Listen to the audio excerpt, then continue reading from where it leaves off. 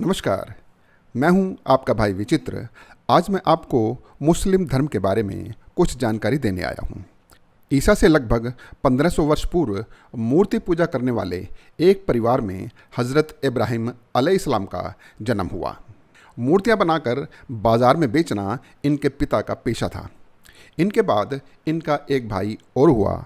जब दोनों बड़े हुए तो इन्होंने अपने पिताजी से पूछा, पिताजी, आप बुत पूजा क्यों करते हो?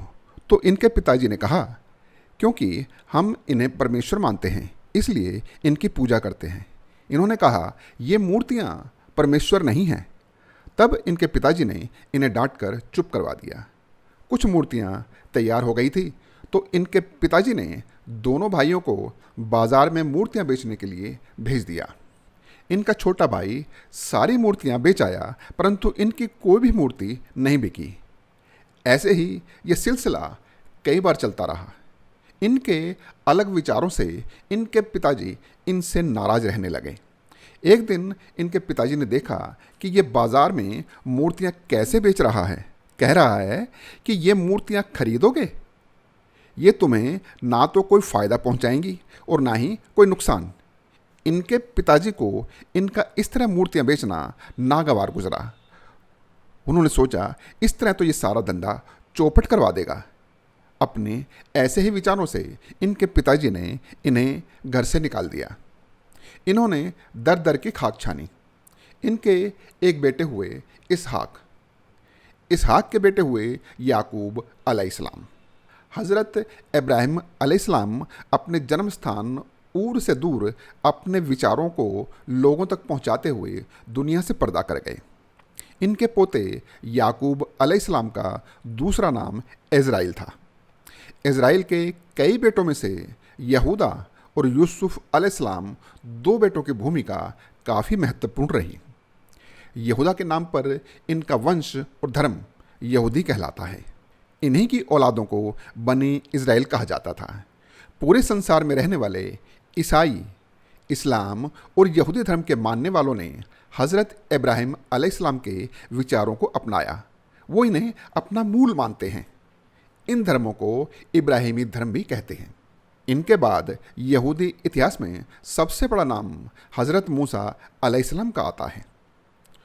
मूसा यहूदी जाति के मुख्य व्यवस्थाकार माने जाते हैं।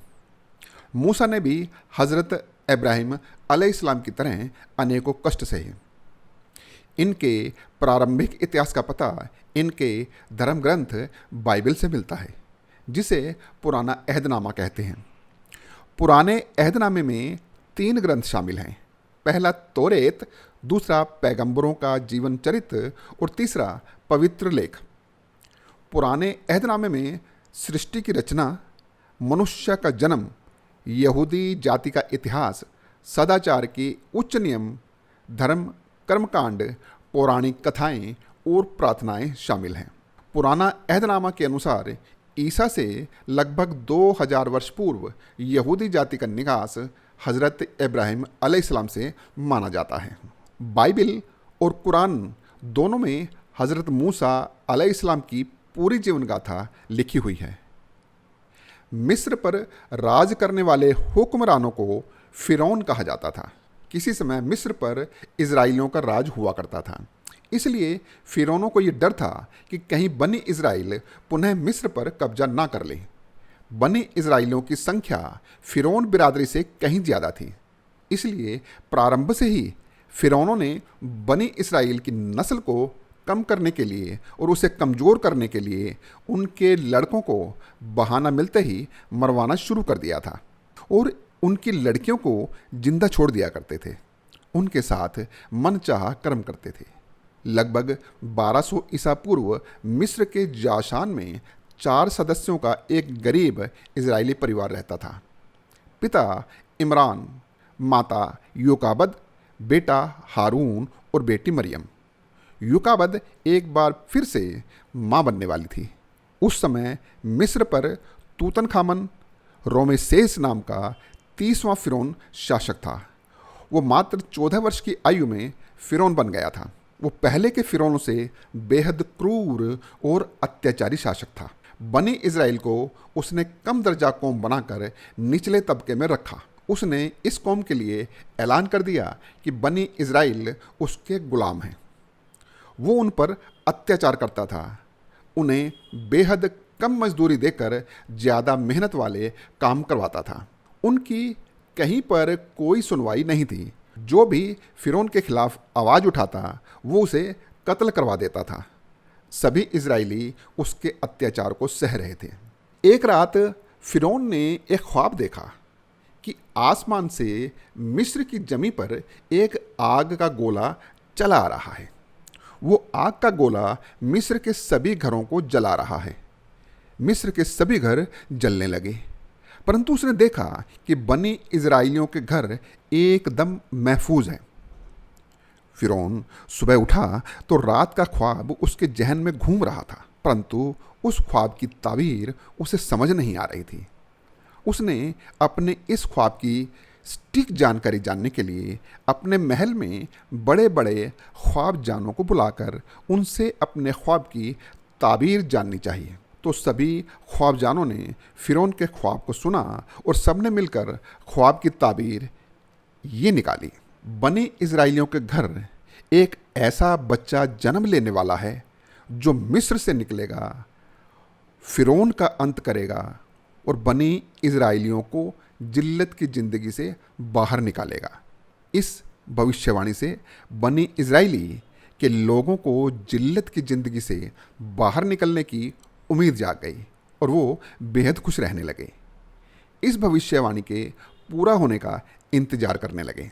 ख्वाब की इस ताबीर से फ़िरौन इतना डर गया कि उसने तुरंत एक खौफनाक हुक्म जारी कर दिया कि मिस्र में जो भी बनी इजराइलियों का लड़का जन्म ले उसे तुरंत कत्ल कर दो। उसके हुक्म की तामील होने लगी। बनी इजराइलियों के घर में जितने भी लड़कों ने जन्म लिया था उन सब का घरों में घुसकर कत्ल कर दिया, केवल नवजात लड़कियों को छोड़ दिया। उसके बाद फ़िरौन ने सभी दाइयों को हुक्म दे दिया कि मेरी सल्तनत की सभी औरतों पर नज़र रखें। जो औरत गर्भ से हो उसकी इत्तला फ़िरौन के दरबार में पहुंचा दी जाए। ऐसी गर्भवती महिलाओं पर उसके सैनिक नज़र रखने लगे। जो दाई किसी गर्भवती महिला की जानकारी नहीं देती उसे भी कत्ल कर दिया जाता था। मूसा की माँ योकाबद गर्भ से थी। उसने अपने आप को दुनिया से छुपा लिया। दाइयों को भी इस बात की भनक नहीं होने दी। समय हुआ उसने मूसा को जन्म दिया, परंतु अब उसे ये डर सताने लगा कि कहीं फ़िरौन के सैनिक आकर इसे कत्ल ना कर दें। तब योकाबद को परमेश्वर का हुक्म आया, योकाबद तू बेखौफ इसे दूध पिलाती रहे। जब तुझे ज़्यादा खौफ सताने लगे तो डरना मत। मूसा को एक संदूक में रखकर नील दरिया में बहा देना। यकीनन तुझे जल्दी ही इसके पास पहुंचा दिया जाएगा। तू अपने मन में कोई डर या खौफ मत रखना। ये बालक पैगंबर बनने वाला है। फ़िरौन की सेना ने इजराइलियों पर सख्ती शुरू कर दी, तो मूसा की माँ योकाबद ने मूसा को एक संदूक में रखकर नील दरिया में बहा दिया और मूसा की बहन मरियम को समझाया कि दरिया के किनारे किनारे चलते हुए वो इस संदूक पर नज़र रखे। संदूक दरिया में बहता चला गया और मरियम चुपके चुपके दरिया के किनारे किनारे चलने लगी। नील दरिया से एक छोटी सी नहर फ़िरौन के महल की ओर जाती थी। संदूक बहता हुआ उस छोटी सी नहर में चला गया। फ़िरौन की पत्नी आसियान उस नहर में स्नान कर रही थी। जैसे ही उसकी नज़र संदूक पर पड़ी उसने उस संदूक को बाहर निकलवाया। संदूक खोला तो उसमें एक प्यारे से बच्चे मूसा को देखा। मूसा को देखकर आसियान के सीने में ममता जाग गई। उसने फ़िरौन से कहा, ये बच्चा मुझे बहुत प्यारा लग रहा है, आप इसे कत्ल मत करवाइए। ये हमारी आंखों की ठंडक बनेगा। क्यों ना इसे परमेश्वर की सौगात समझकर पाल लें। फ़िरौन ने हमेशा उदास रहने वाली अपनी पत्नी का खिला हुआ चेहरा देखा तो वो उसकी बात को टाल नहीं सका। उसने आसियन से कहा, तुम इसे पालना चाहती हो तो ठीक है, ये तुम्हारी आंखों की ठंडक हो सकता है, मेरी नहीं। ऐसा ही हुआ। मूसा आसियान की आंखों की ठंडक बन गई। मूसा की माँ युकाबद का दिल अपने बेटे की सूरत देखने को तरस रहा था। उसके भूखा होने के एहसास से उसका सीना तड़प रहा था।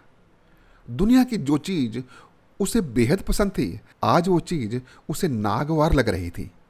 केवल अपने बेटे की याद सता रही थी। परमेश्वर ने करिश्मा किया। मूसा रानी महल में पहुंच गए। उन्हें भूख लगी तो उन्होंने रोना शुरू कर दिया। बच्चे को दूध पिलाने के लिए कई आयाओं को बुलाया गया, परंतु मूसा को किसी भी आया का दूध पीना हराम हो गया। उसे माँ चाहिए थी, अपनी माँ। मूसा ने रोते हुए सारा महल सिर पर उठा लिया। मूसा को चुप करवाने के लिए उसे चौबारे में लाया गया। बाहर मरियम ये सब देख रही थी। वो महल के भीतर आ गई और उसने वहां आकर कहा कि ये बच्चा बहुत देर से रो रहा है, चुप नहीं कर रहा। शायद इसे बहुत भूख लगी है। ये किसी आया का दूध नहीं पी रहा। पर मैं एक ऐसी आया को जानती हूं जिसका दूध हर बच्चा पी लेता है। वो ही इसे चुप करा सकती है।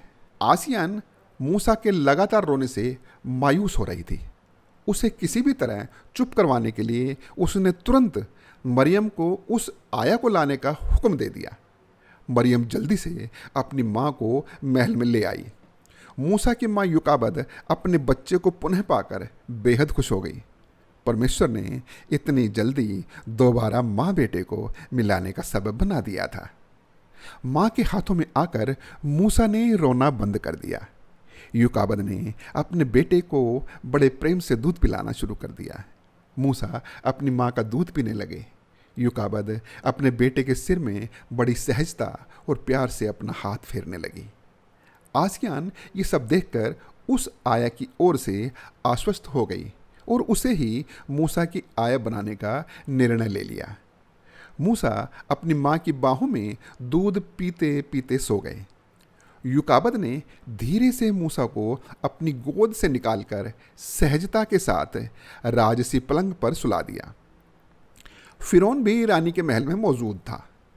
युकाबद ने घर जाने की इजाज़त मांगी तो फिरौन ने रोककर कहा, ऐसा क्या है कि इस बच्चे ने केवल तुम्हारा ही दूध पीना स्वीकार किया, किसी और का क्यों नहीं?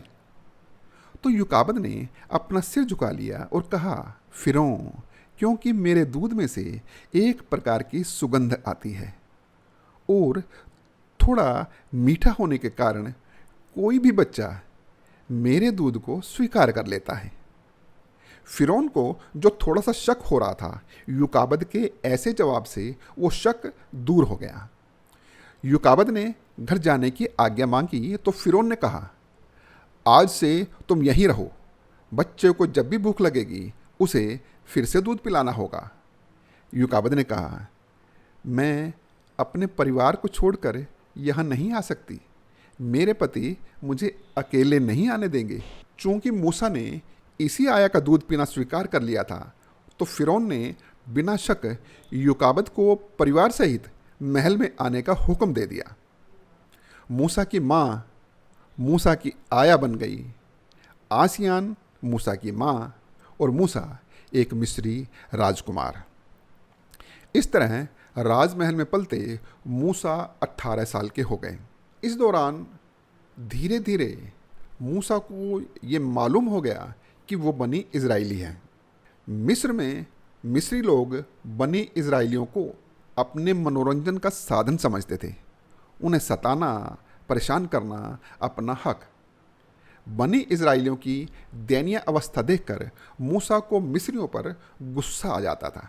ऐसे ही एक दिन मूसा के सामने एक मिस्री लड़के और इजरायली लड़के में झगड़ा हो रहा था। इजरायली लड़के ने मूसा को देखा तो कहने लगा, मूसा, मुझे इससे बचाओ।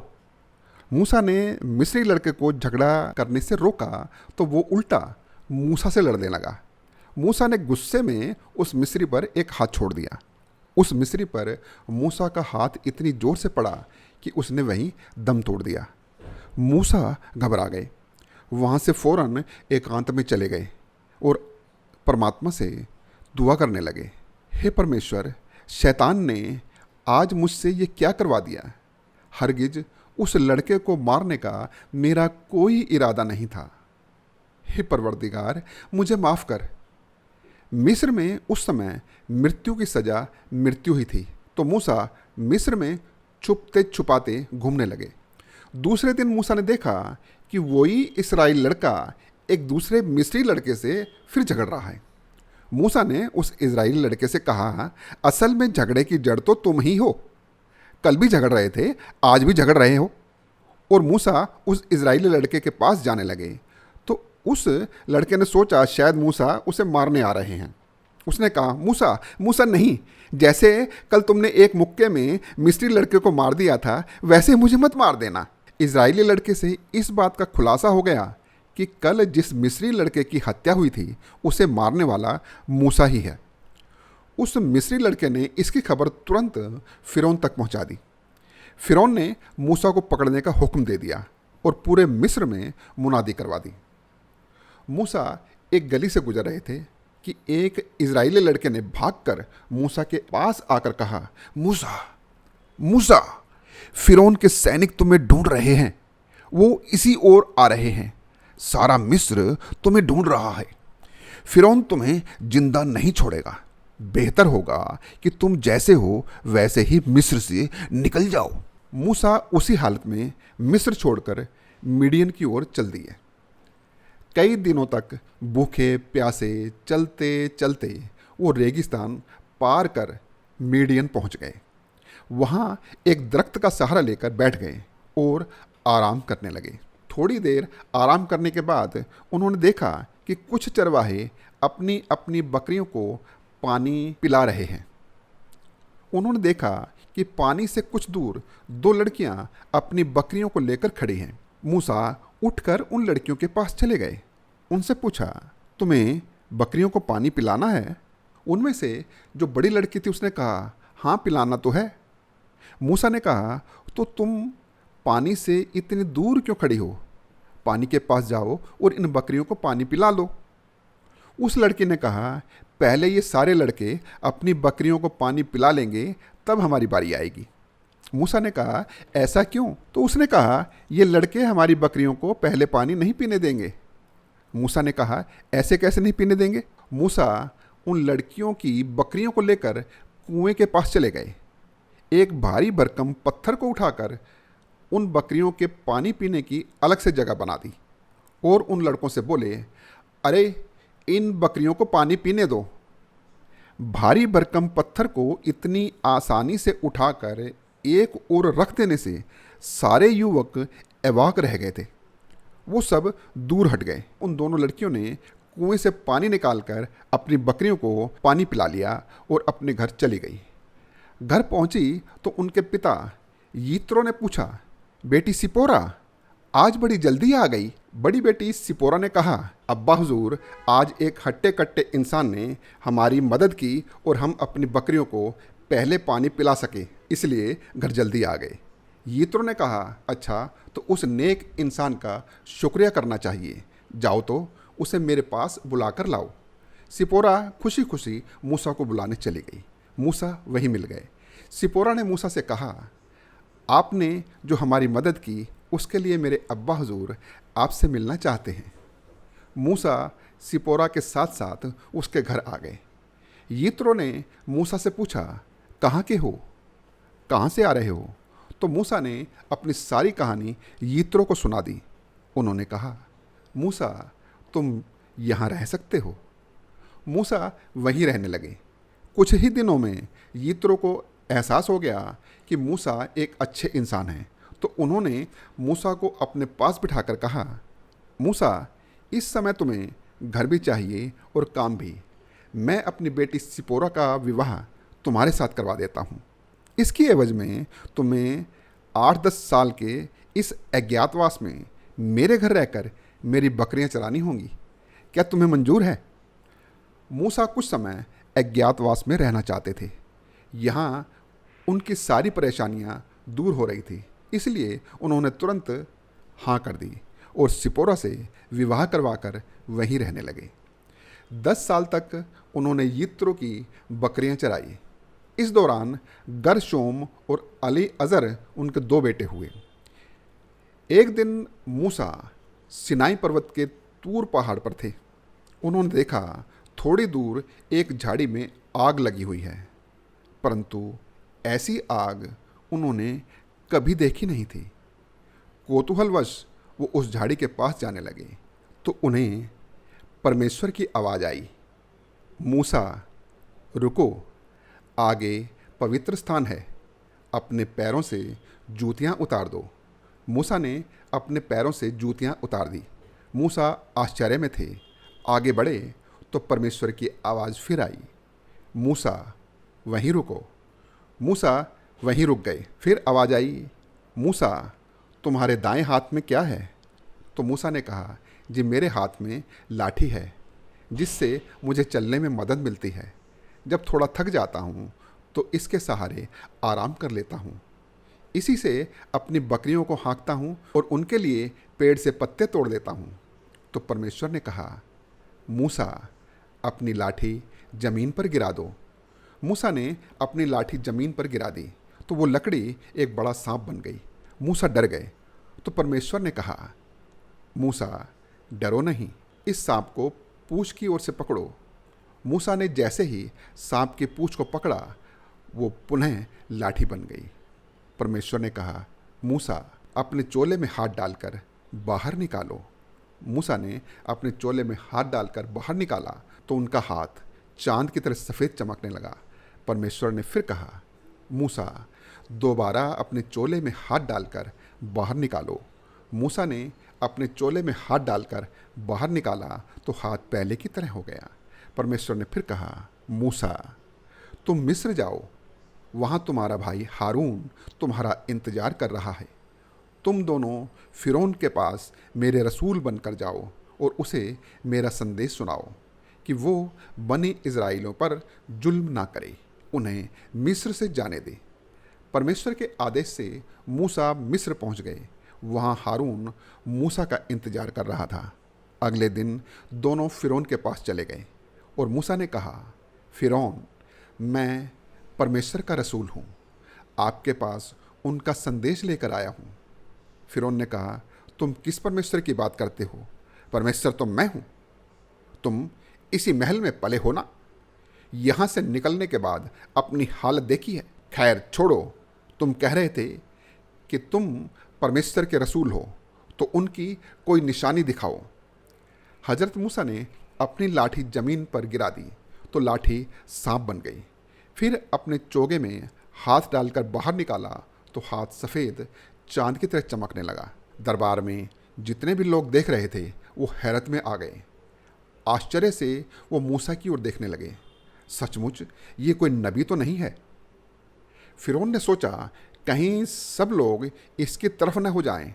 अगर सब लोग इसकी बातों में आ गए तो बगावत हो जाएगी और मेरी फिरौनी समाप्त हो जाएगी। इसलिए उसने बात को कुछ इस तरह घुमाकर कहा, ये तो जादू है। अच्छा, तो तुम बहुत बड़े जादूगर हो। जादू से मेरी प्रजा को बेवकूफ़ बनाना चाहते हो, बहलाना चाहते हो।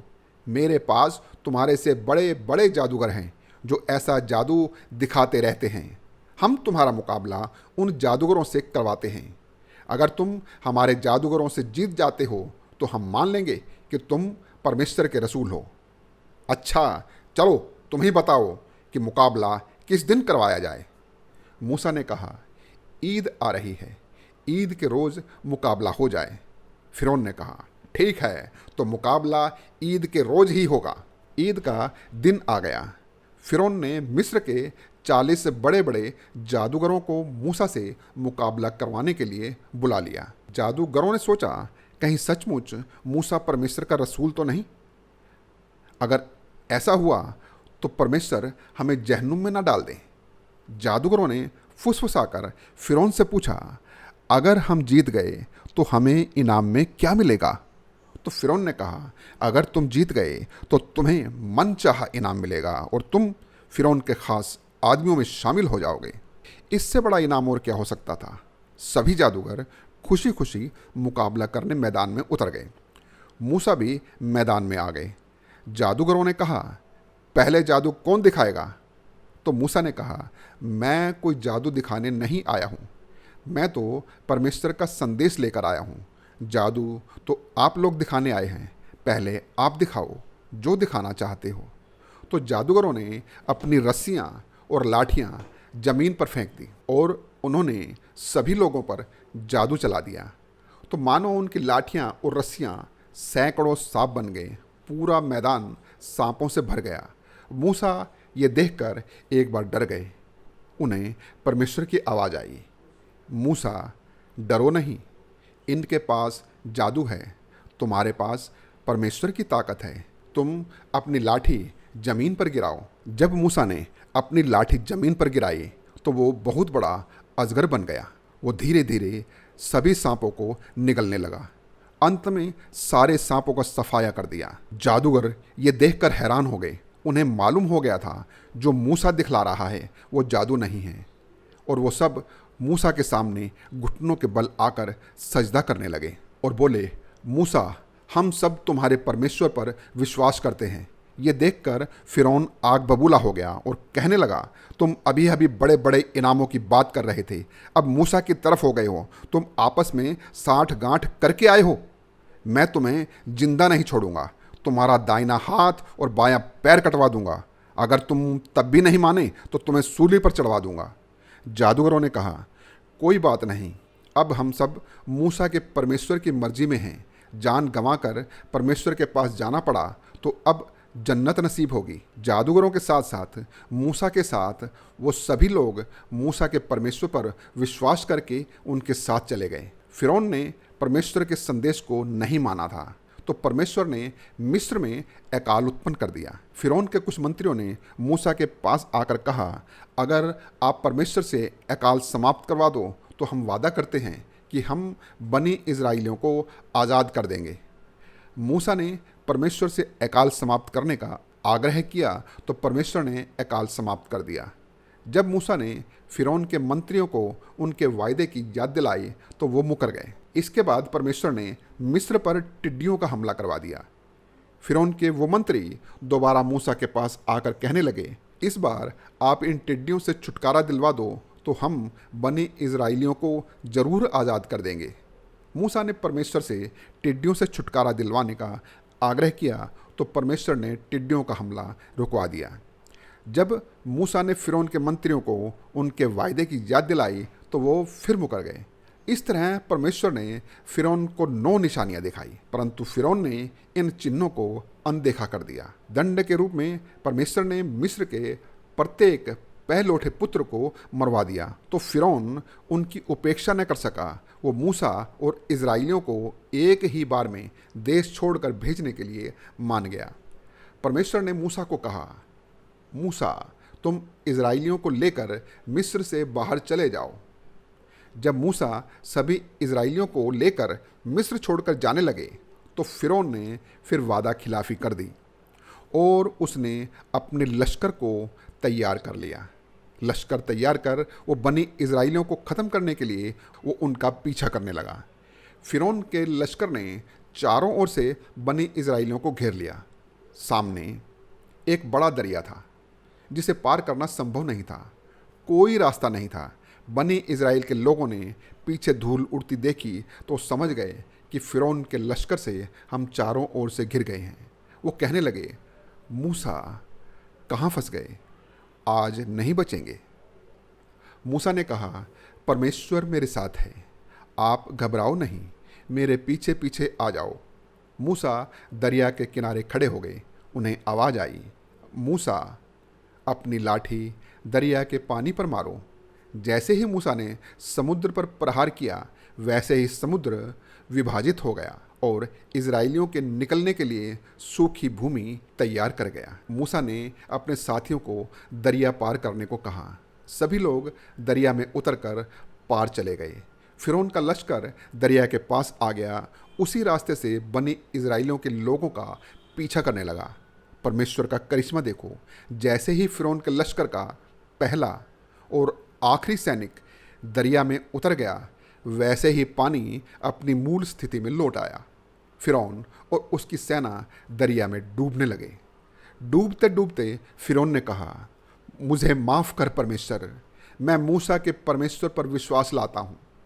तब परमेश्वर की आवाज़ आई, हे फिरौन, तुझे कितना आगाह किया था, तुझे अब होश आया है।